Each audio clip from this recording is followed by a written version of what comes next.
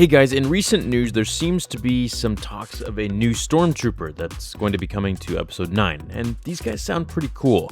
They're going to be all painted in red, and they're going to be called the 709th Red Fury. Now here's an image that I created myself in Photoshop. This is just a concept of one of the Stormtroopers from the cancelled Darth Maul game that we were supposed to get, which was such a sweet game. But before I digress on that, now as Star Wars Land opens up in June, lots of talk has been going around about it, as you guys have seen, I'm sure, on the internet. And with that, we've been getting more information about the park. Now, one of the pieces that we've gotten is that apparently, not only is there going to be a new TIE fighter that's going to be unveiled at the park itself, which a lot of people are believing that it's now Kylo Ren's and it's going to be in Episode 9, which I can talk about later.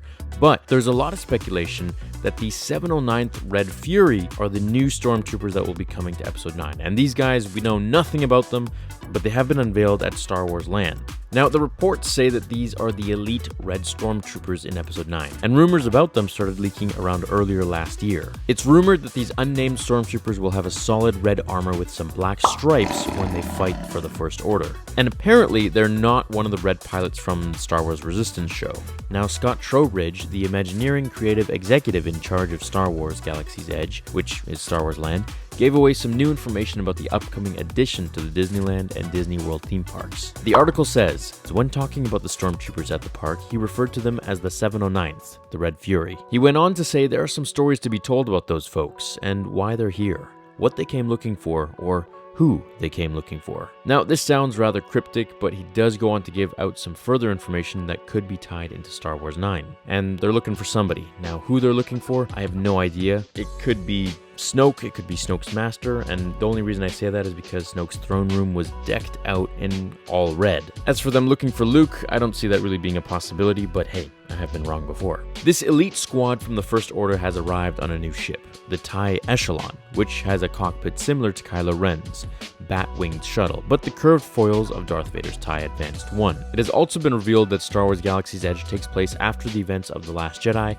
and before Episode 9. This piece of information makes it seem that the new addition to the theme parks is going to be set up to promote the upcoming movie, while giving fans a bit of a backstory to some of the places or even characters that may pop up in J.J. Abrams' movie.